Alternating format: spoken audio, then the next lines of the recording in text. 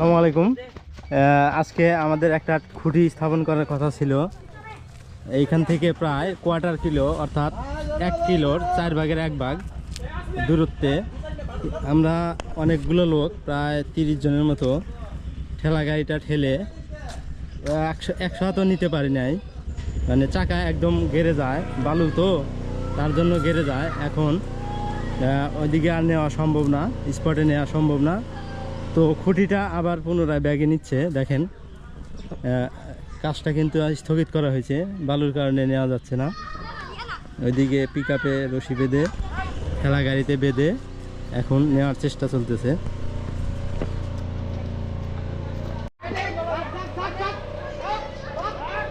দেখেন সুন্দর একটা টেকনিক অবলম্বন করা হয়েছে। পিক আপের সাথে রশি বেঁধে